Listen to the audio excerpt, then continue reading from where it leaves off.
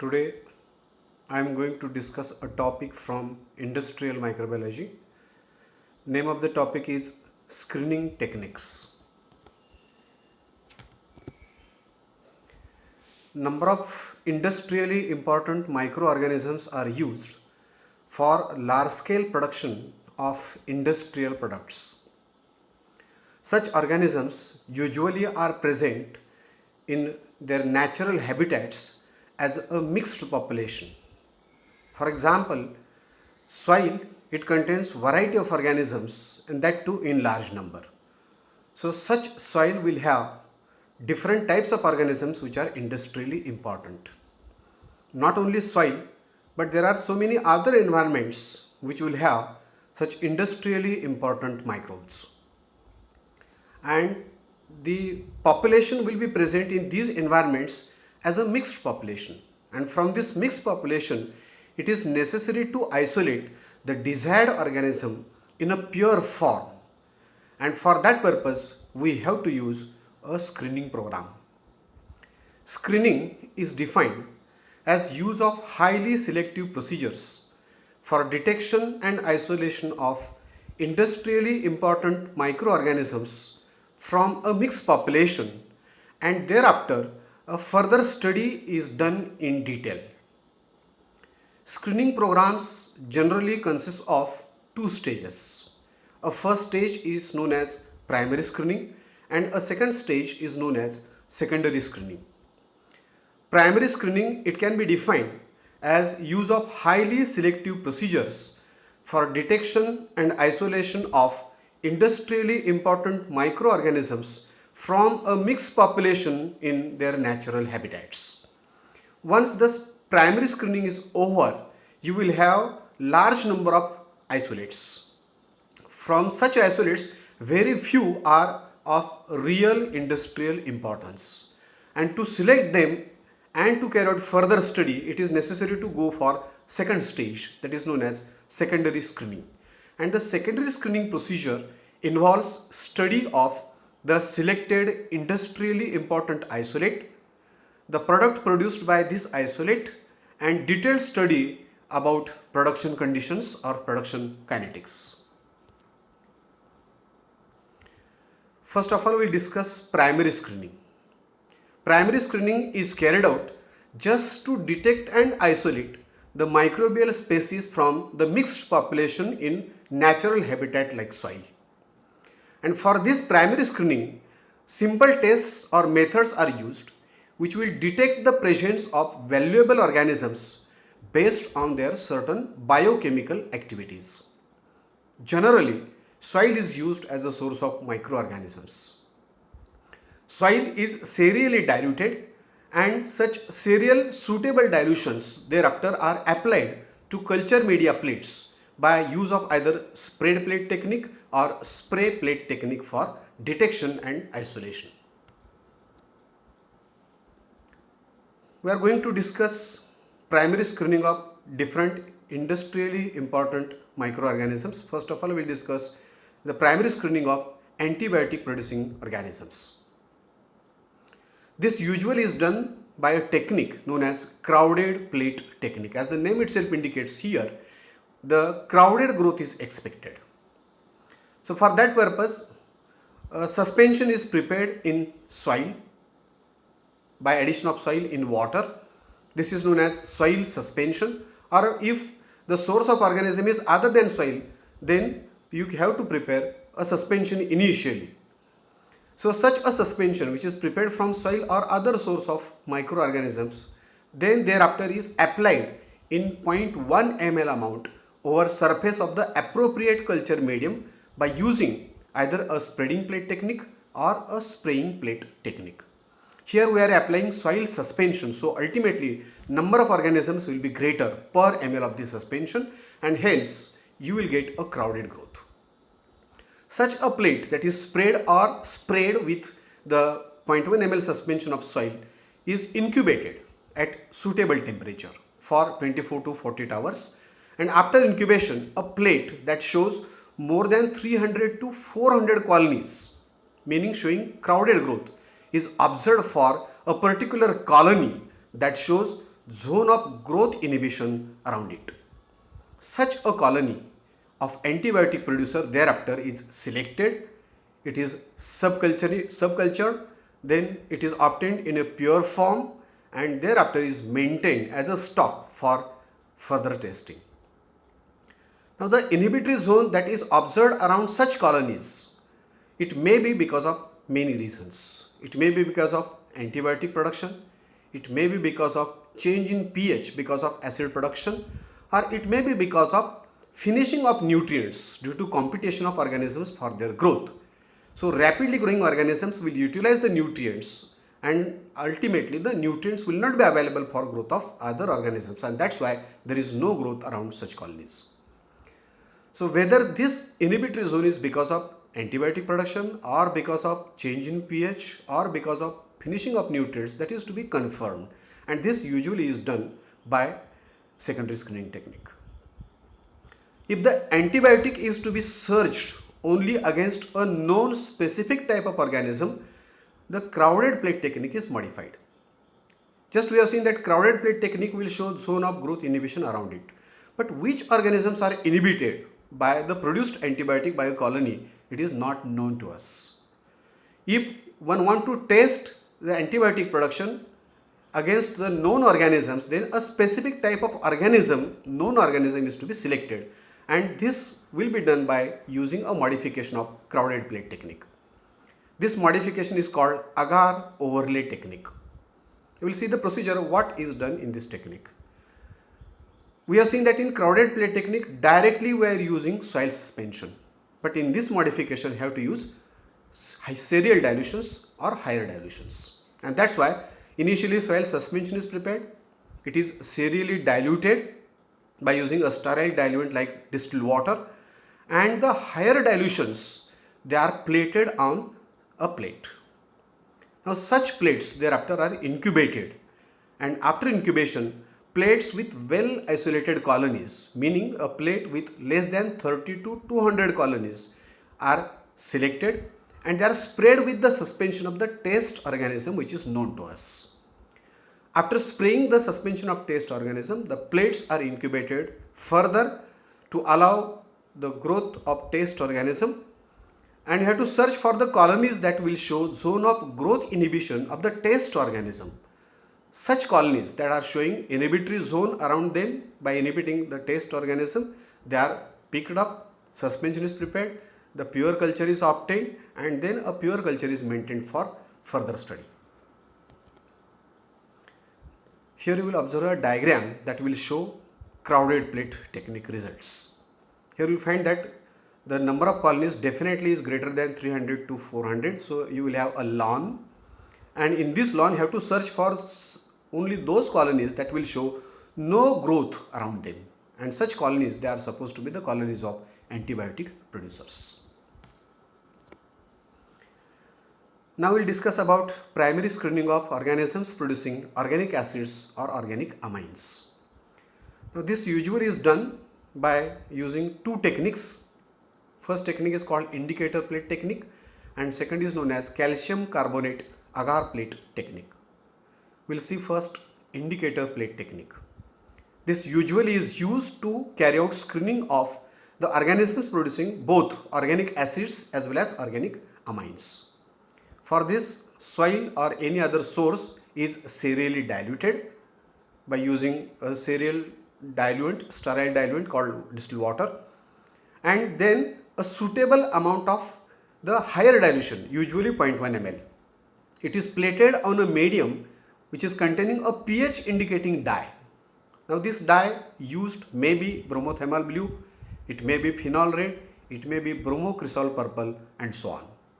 The feature of these indicators will be that these indicators will show different colors at different pH. Now higher dilutions, they are plated by sprayed or spray plate method, and then medium plates thereafter are incubated, and you have to search for those colonies that will show a particular color of a particular pH indicator present in the medium. Medium used for this purpose should be poorly buffered, so that Even a small quantity of acid or amine produced can also be easily detected. After incubation, colony showing change in color of the added dye around it due to acid or amine production is selected. It is purified by subculturing and then thereafter is maintained for secondary screening studies. One can take the example of phenol red. It has a pH range of 6.8 to 8.4. Now this indicator phenol red, it is yellow at and below 6.8 and at and above pH 8.4 it is purple pink in color. So if the medium is added with phenol red and if we will observe that the colony is showing yellow color around it, it will mean that this colony is of organic acid producer. And if we will observe that a color around the colony is purple pink, it will mean that organism or colony, it has ability to produce organic amine. In this way, by observing the color of the pH indicator around the colony, you can carry out screening of organic acid or organic amine producer. Second technique is called calcium carbonate agar plate technique. Just we have seen that indicator plate technique is helpful for screening of both organisms producing organic acids as well as organic amines. But calcium carbonate agar plate technique is used for screening of organisms which are able to produce organic acids only, meaning organic amine producers cannot be detected by this technique. For this, higher dilutions they are prepared, they are plated on a culture medium which is added with calcium carbonate. Production of organic acid by the organism is indicated by a clear zone of dissolved calcium carbonate by acid producing colony. Such colonies thereafter are subcultured, purified and maintained. In this case, you can say that the calcium carbonate is getting dissolved because of production of organic acid by a particular colony. These developed zones, they may be because of production of organic acids or maybe also because of production of inorganic acids. For example, if the medium contains ammonium sulfate, some organisms may produce sulfuric acid and will show clear zone around them. Or some organisms, when are grown in a medium containing ammonium nitrate, they may produce nitric acid. So this particular change in color of the pH indicator or dissolution of calcium carbonate, it may be because of inorganic acids also, and that's why whether these results are because of production of organic acid or inorganic acid, that is to be confirmed. Now we'll see primary screening of organisms which are producing growth factors, for example vitamins or amino acids. We know that growth factors, these are enhancing the growth of the organisms and are required in trace quantities. So this screening of organisms producing growth factors, it will require a specific test organism, and the feature of this organism will be that it on its own cannot produce a particular growth factor, hence will not grow if growth factor is not supplied, but will grow only when the growth factor is supplied externally. Usually such test organisms, they are auxotrophic mutants, meaning they are not able to synthesize a specific growth factor on their own, but will grow only when that growth factor is supplied externally. This procedure also uses screening medium, and the feature of this medium will be that it will contain all the nutrients necessary for the growth of test organism, but will not contain a growth factor which is under consideration. So this medium is also called as minimal medium. Now for this, one can take the example that suppose we are interested in carrying out screening of vitamin B12 producing organisms. So for this purpose, we have to use a screening medium that will not contain vitamin B12 at all. So such a medium is defined medium, a synthetic medium, and will be totally deficient in the vitamin B12. About the test organism used for B12 producing screening, that this test organism, it is auxotroph, meaning on its own cannot synthesize vitamin B12 and will grow only when this B12 is supplied externally. Now we will see what is the procedure for this type of screening. That initially you have to make serial dilutions of soil or any other source of the organisms, and higher dilutions, they are separately applied to minimal media plates either by spreading plate technique or spraying plate technique. Plates are incubated After incubation, a plate with well isolated colony, meaning showing colony number in between 30 to 200, it is selected, and to this plate with well isolated colonies, a suspension of the selected test organism is applied by spraying method. After spraying, plate is further incubated to allow growth of the test organism. Production of particular growth factor is indicated by zone of growth of the test organism around the colonies. Now this is the diagram that will show this particular screening procedure. We will observe that there are some selected well isolated colonies capable of producing growth factor, and we will observe that the test organism, it is growing only around those colonies. It is not growing around other colonies not capable of producing a particular growth factor. So zones of growth or zones of growth stimulation of test organism, they will be a proper indicator, and for that purpose the colony which will show zone of growth stimulation is supposed to be the colony of growth factor producer. Now we will see primary screening of organisms which are able to use a specific carbon or a nitrogen source. For screening of such organisms, we have to use a screening medium, and the feature of this medium is that it is synthetic or a chemically defined medium and will contain only a specific or a specific carbon or nitrogen source. So it will be the only source in a culture medium or a screening medium. So this medium will allow growth of desired organisms which will have ability to use the only carbon or nitrogen source which is present in the medium. This technique is also called as sole source technique. Sometimes incubation conditions can also be adjusted to favor the growth of desired type of organism. One can take the example, suppose we want to carry out screening of the cellulose utilizing organisms. So we will prepare a medium that will have all other essential nutrients, but we will have only cellulose as a carbon source. So that's why it is called as sole source or only source technique. So ultimately this medium will support growth of only those organisms which will have ability to use the cellulose which is present in the culture medium. The organisms which are not able to use cellulose will not grow on this medium. Procedure. In this method, small amount of soil, it is inoculated initially in a broth medium that will contain a sole source of carbon or nitrogen. After incubation, you will have the enriched culture. The enriched culture then is inoculated on a culture medium of the same composition by strict plate technique or by spread plate technique. The plate is incubated and you have to observe after incubation the developing colonies. One can say that the colonies developing are supposed to be the colonies of the organisms capable of using a specific carbon or nitrogen source present in culture medium. I have already taken the example of cellulose utilizing organisms. Suppose if the medium contains only cellulose, the developing colonies definitely will be of cellulose utilizing organisms or cellulolytic organisms. Such colonies thereafter are obtained in a pure form and are maintained for secondary screening studies. Then we will see about primary screening of organisms capable of using volatile substrates. As we know that volatile substrates cannot be incorporated in culture media because they will undergo evaporation. For screening of organisms capable of using such volatile substrates, for example hydrocarbons or alcohol, it is not necessary to incorporate these substrates into the growth medium. One cannot incorporate this in culture media. So medium will contain all the nutrients except the specific volatile substrate.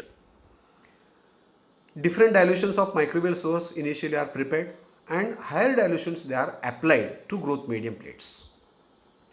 Then thereafter the specific volatile substrate, for example hydrocarbon or alcohol, it is placed in the lead of the Petri plate. The inoculated plate is placed over the lead in inverted position and incubated at a specific temperature. The substrate which is present in the lead being volatile will rise up in the form of vapors, will touch to the surface of the agar medium, and ultimately the organisms which are present on the surface capable of using this source as a source of carbon will grow. If the organism has capacity to utilize the volatile carbon substrate, colonies develop during incubation. Such colonies are supposed to be the colonies of organisms capable of using a used volatile substrate. Such colonies, they are obtained in a pure form and are maintained as a stock for further study. Once we'll carry out primary screening, we'll get number of isolates, because primary screening allows only detection and isolation of industrially important organisms. But many of these isolates, they are not of real commercial importance, and that's why such valueless organisms are to be discarded first, because secondary screening studies, they are giving a detailed information, but they are supposed to be costly, they are time consuming and laborious. So secondary screening is carried out after primary screening, and purpose is to get detailed information, meaning qualitative as well as quantitative information about the isolate, the detailed information about the product produced by the selected efficient isolate, and production conditions, meaning which environmental conditions they will give maximum product during production. As I have already cleared that large number of organisms are isolated by primary screening, because it simply detects and isolates the organisms. But of all these isolates, very few are having a real commercial value. Secondary screening selects only few suitable and most efficient isolates and discards many valueless organisms. And this is essential because further detailed study is expensive, time consuming and laborious. Now this screening, called secondary screening, it can be conducted in different stages by using different methods using various containers. For primary or initial or early stage of secondary screening study, agar plates and small flasks are used in the lab. Primary details can be obtained by using these small plates, and they are having requirement of small space, and handling is very easy, especially of the plates and the small flasks. But this information cannot be applied directly for commercial manufacture, and that's why small fermenters thereafter are used for intermediate stage study. And finally, the study that we have obtained, we have carried out by using small fermenters, then it is applied to pilot plant fermenters. Many a times, the secondary screening studies also are continued by using production tanks also.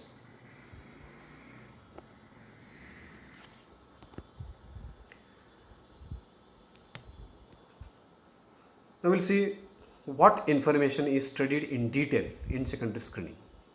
Information about the isolate. Secondary screening programs are conducted to obtain the following information about the isolate that we have obtained. First is identification and classification. The isolate that we have obtained is to be identified and classified, and for identification and classification, different characters are to be studied.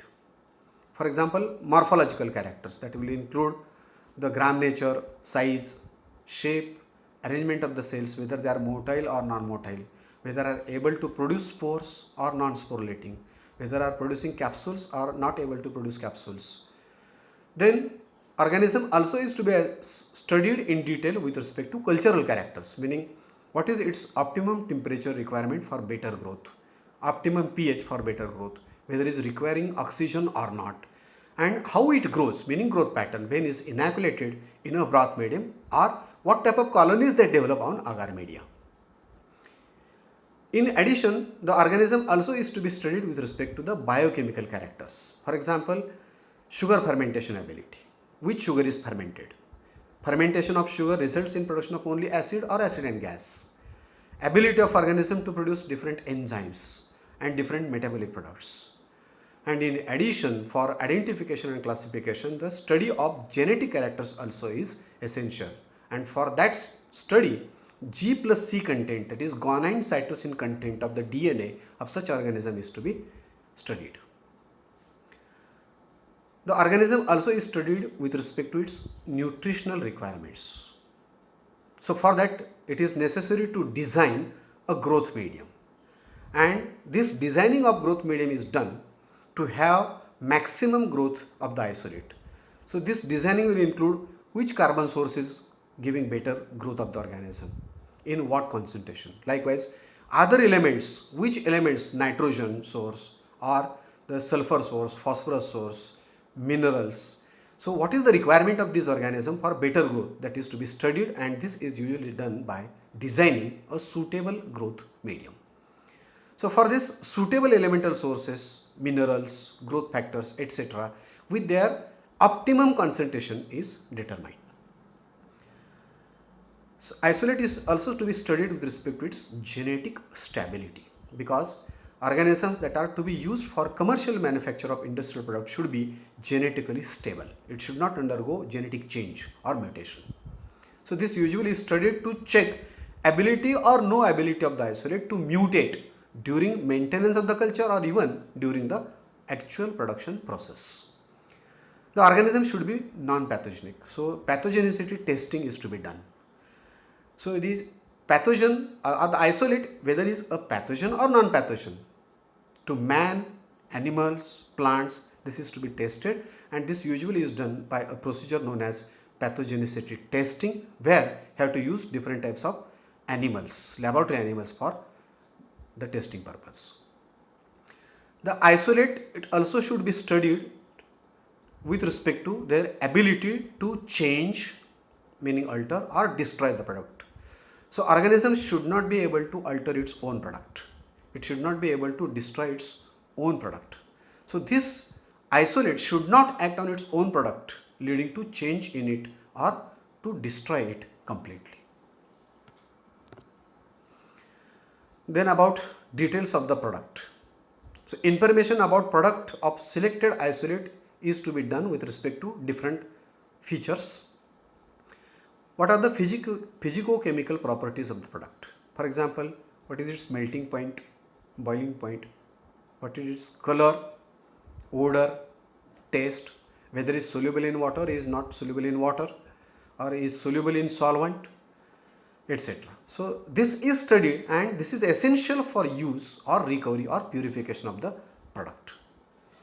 Now this organism is producing a product, and this product, whether is a new one which is not known to us, or it is old, meaning already described in the literature. So this product, whether is new or old, is determined by using different chromatographic techniques. For example, TLC, thin layer chromatography, GC, gas chromatography, GLC, gas liquid chromatography, HPLC, high performance liquid chromatography, etc. It is also essential to have the knowledge of structure of the product produced, and this structure is studied by various techniques. For example, electron microscopy, especially there is use of the transmission electron microscope.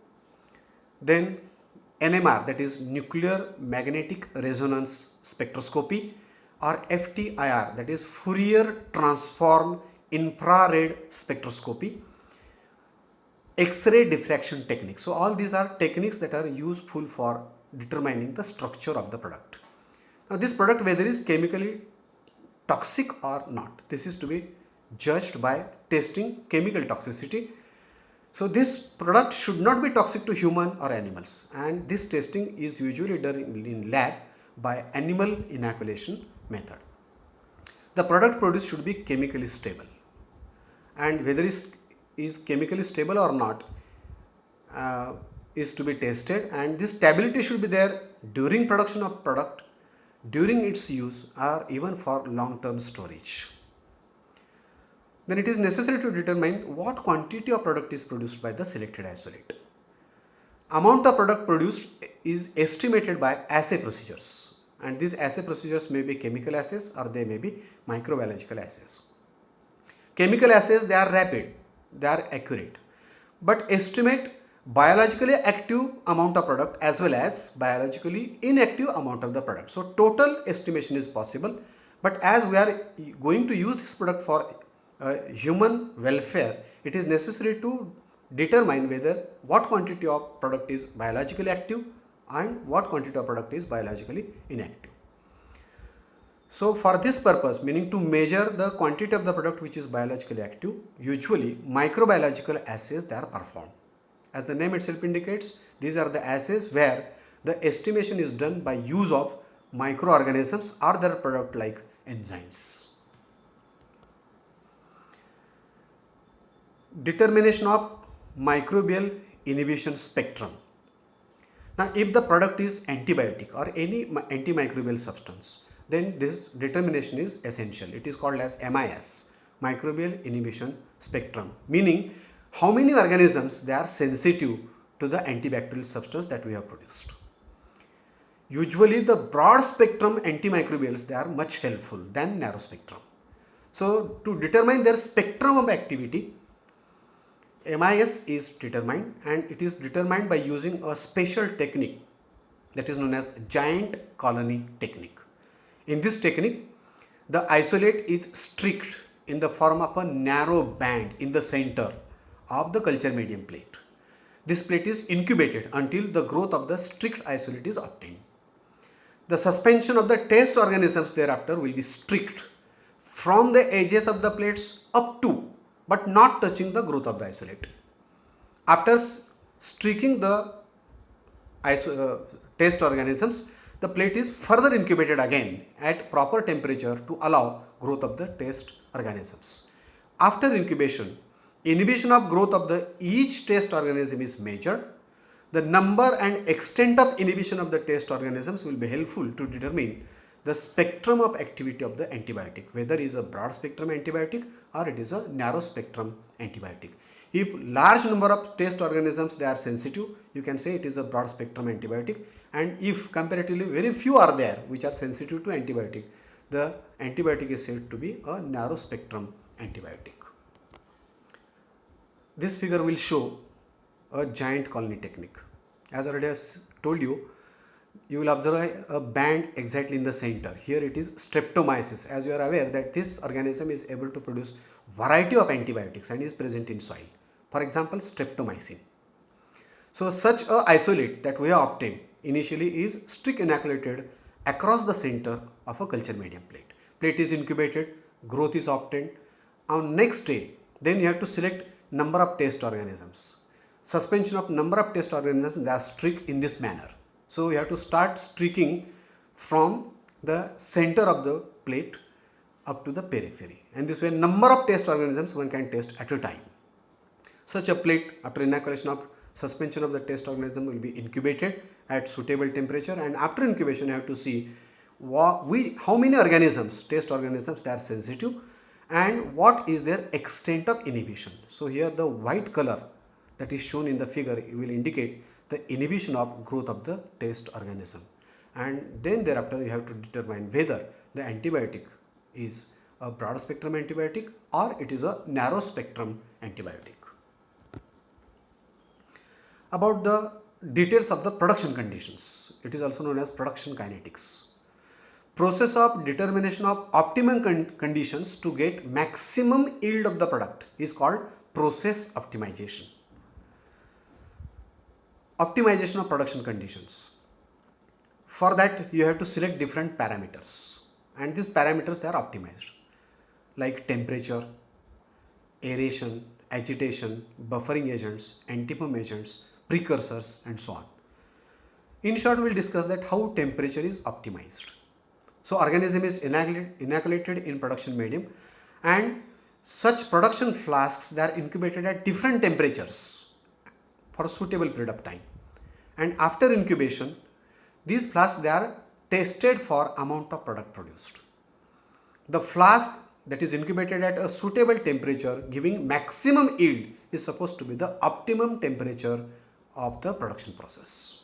So in this way you can optimize different parameters by these procedures. Second is optimization of production medium. We have seen production optimization of the growth medium. Sometimes for production some elemental sources they are required, and for that purpose it is necessary to optimize even the production medium. So this is known as designing of production medium or a fermentation medium. Initially we have discussed about designing of growth medium. This is designing of a production or a fermentation medium. This designing is critical and is very important for success of the fermentation process. Optimization usually is done with respect to different nutrient sources, pH, sterilization, growth factors, minerals, and so on. For example, if you want to select a carbon source, a suitable carbon source, meaning with different carbon sources we have to try first. Which carbon source gives maximum yield, that carbon source is selected. Once it is selected, then you have to go for what quantity of that carbon source is required for maximum growth. So in this way, optimization is done by trial and error method. Third is optimization of recovery and purification. This also is very important because one should have the knowledge of the recovery and the purification process. So economic recovery and economic purification, that is the aim of the industrial fermentation processes. So requirements and methods of recovery of product after production are optimized for the economic production of a product. Thank you.